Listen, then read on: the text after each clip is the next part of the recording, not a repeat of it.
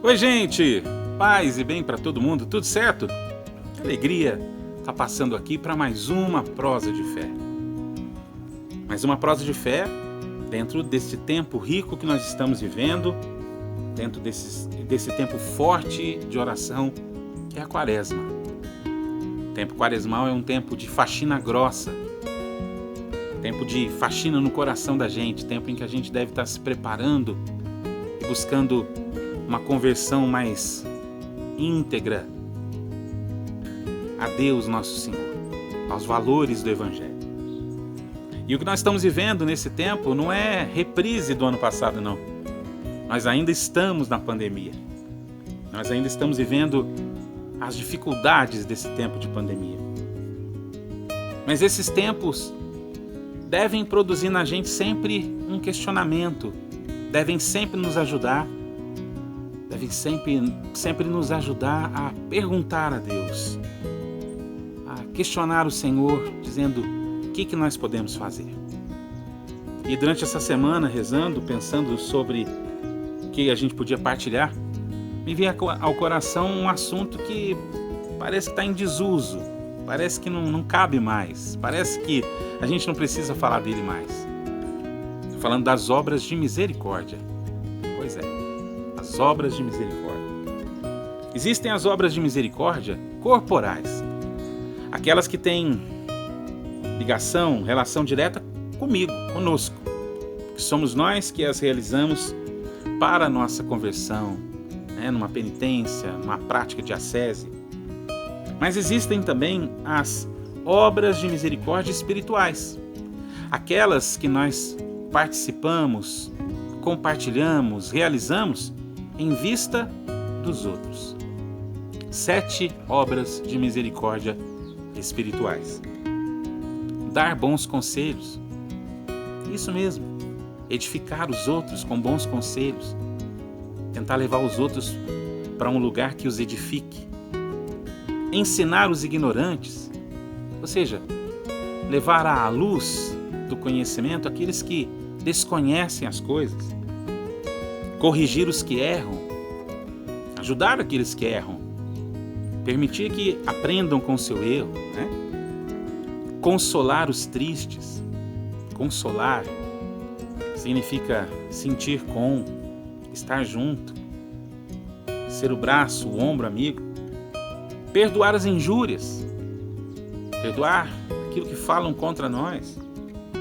Suportar com paciência as fraquezas do nosso próximo, porque afinal de contas, nós não podemos nos espantar com aquilo que os outros fazem, porque nós também somos falhos, fracos, pequenos. Nós somos seres humanos, pecadores. E a última, rezar a Deus pelos vivos e pelos defuntos, por aqueles que já se foram. As obras de misericórdia espirituais são sempre em relação aos outros. São sempre um ato, um gesto de caridade em relação aos outros. E nós não podemos nos esquecer delas. Sobretudo nesses tempos que nós estamos vivendo, onde parece que tudo está sendo banalizado. O sofrimento parece que está sendo banalizado. A dor parece que está sendo banalizada. A desumanização parece que está ficando recorrente.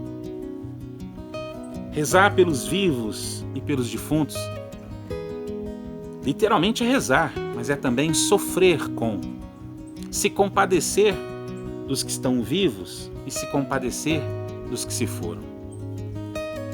Sentir a dor daqueles que estão aqui e sentir a dor daqueles que se foram, na pessoa dos seus, daqueles que ficaram.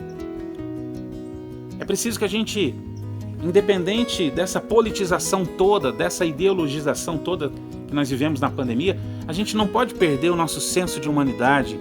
E mais ainda, a gente não pode perder a capacidade de se compadecer daqueles que estão sofrendo hoje, porque não tem o pão para amanhã, porque não tem a capacidade de amanhã trabalhar para adquirir o seu pão, o pão para a sua família. Mas também a gente não pode banalizar aqueles que sofreram com essa doença, ou aqueles que sofrem com qualquer doença, aqueles que sofrem de alguma maneira e que perdem a sua vida por causa de uma enfermidade. De maneira especial, vivemos isso hoje, nessa enfermidade, nessa pandemia do Covid. Nós não podemos deixar de nos compadecer daqueles que sofrem, porque quando a gente perder a capacidade de se compadecer dos outros, é sinal de que a nossa humanidade está precisando ser restaurada. E só pode restaurar a nossa humanidade aquele que veio para que a humanidade fosse plena. Eu vim para que vocês tenham vida e tenham vida em abundância. Jesus, nosso Senhor. Só Ele pode, com o seu Espírito Santo, restaurar, ressignificar a nossa humanidade. Mas não podemos perder a capacidade de sofrer a dor dos outros, sofrer o sofrimento dos outros, sofrer as tristezas que os outros sofrem. Nós não podemos. Nós não podemos de maneira alguma tentar contemporizar ou relativizar o sofrimento de inúmeras pessoas que perderam a sua vida nessa luta danada do Covid. Não podemos. Porque, infelizmente, todos nós já conhecemos alguém que ficou enfermo com o Covid. E é bem possível que nós conheçamos pelo menos uma pessoa que tenha perdido a luta para o Covid, tenha morrido por causa do Covid. Em 14 dias, 15 dias, nossa família, a família da minha esposa, perdeu para o Covid 3 pessoas. 2 tios e um primo. E esse primo, inclusive, genro da nossa tia. Se a gente perder a capacidade de sofrer a dor dos outros, nós estamos precisando voltar a se humanizar de novo. Nós não podemos passar ao largo, como fizeram no texto, na parábola do bom samaritano. Nós não podemos fazer como o escriba e como o sacerdote, de jeito nenhum. Porque todos nós somos convidados a ser como Jesus, que é a figura do bom samaritano. Nós vivemos um tempo terrível, um tempo em que muitas famílias, centenas de milhares de famílias são, aqui no Brasil só, são impossibilitadas de dar o último abraço, são impossibilitadas de se reunirem em torno daquele seu ente querido, são impossibilitadas de dar um velório e um enterro digno daquilo que nós acreditamos. E a gente não pode achar tudo isso normal. É preciso que a gente deixe a nossa humanidade ser restaurada de novo.